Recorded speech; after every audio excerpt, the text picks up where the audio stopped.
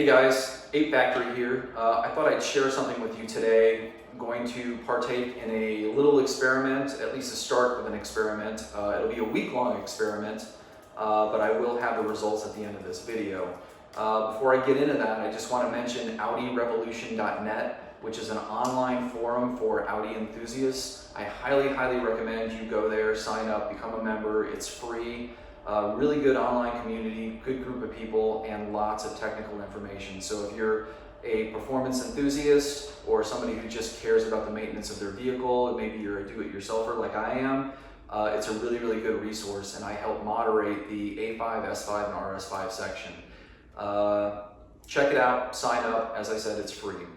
So with that said, what we're going to do today is we are going to try out this product from CRC. This is an intake valve and turbo cleaner, and it is designed to remove carbon from your valves and your intake runners leading into the combustion chamber. So on this particular vehicle, this is an Audi RS5. It is a direct injected engine. There are no port injectors to help keep the valves clean. I personally carbon cleaned this vehicle about a year ago. And I have elapsed about 10,000 miles since then. And a few weeks back, I had an opportunity to pull out the intake manifold and look at the valves. I had to do that because one of my injectors went bad, but we'll save that for another video. When I did look at the valves, they did have carbon buildup on them after 10,000 miles. It wasn't significant enough that I thought that I would actually need to walnut blast, carbon clean the intake runners again, but I am looking for a way to minimize the amount of buildup in between cleans. So another forum member, Steve from the UK, hey Steve, had an idea to use a spray cleaner. I had my doubts because the intake manifold is actually fairly complicated. I was worried about distribution issues. I have heard of people using meth direct port injection systems to use this cleaner or a similar cleaner to better distribute the cleaner equally amongst all the different cylinders. So this is an 8-cylinder, and it can get pretty complicated. But we're going to try it. We're going to follow the instructions. It requires that you heat the car up first to normal operating temperature, hold the throttle at 2,000 RPM, and then spray it to the throttle bodies. The RS5 makes it a little more difficult because it has 2 throttle bodies. We're just going to time it 10 seconds on one, 10 seconds on the other, just kind of rotate back and forth until the can is empty. So we're going to use an entire bottle as recommended. They then say you should drive the car for at least 10 minutes on the highway.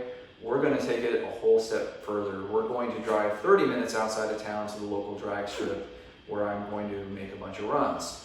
We'll see if we can improve on our best time. I don't have my hopes up for that just because it's going to be about 75 degrees and the DA is going to still be fairly high in the 2000s. So I'm not expecting any records, but we'll see. Anyway, let's get started, see what this does. I'll come back in a week and we'll pull the intake manifold and see if there are any differences.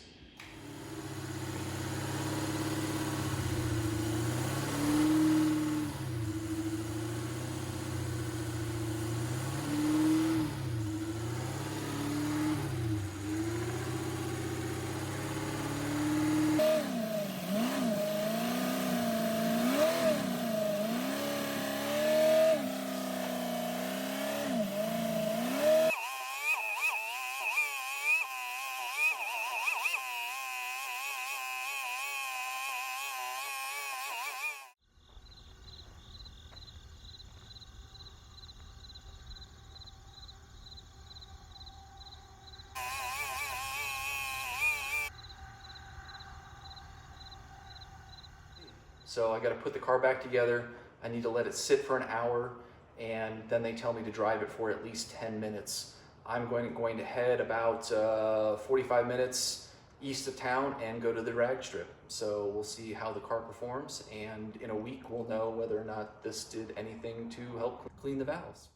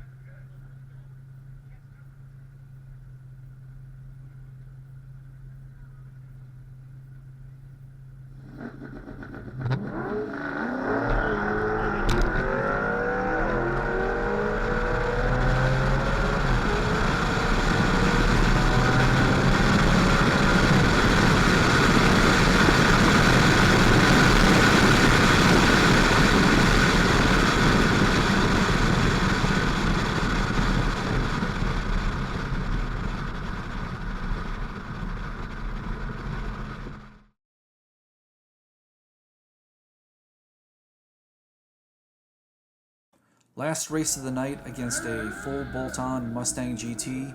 I believe it's a 2018.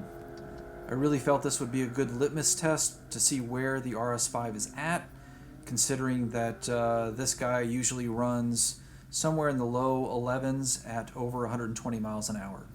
He has every bolt-on imaginable, and he's running E85 with a tune. Considering I'm still running pump fuel, the stock catalytic converters, and no headers, it'll give me a good idea of my car's potential with similar modifications. Given the fact that I weigh 400 pounds more, I'm really not expecting to ever match his trap speed without forced induction, but I am hopeful similar mods will at least bring me closer to his elapsed time and allow me to run mid to low 11s.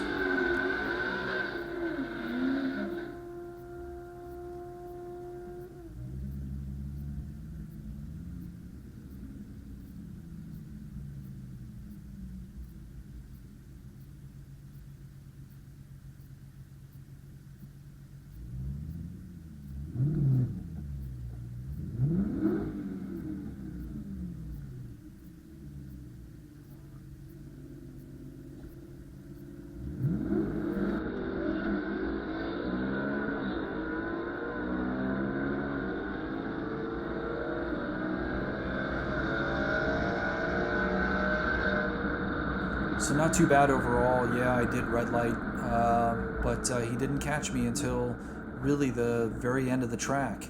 And although he was passing me at a pretty good clip, I'm really kind of surprised that I did as well as I did, just because he has drag radials and obviously has a bit more displacement than the RS5's 4.2 liter engine.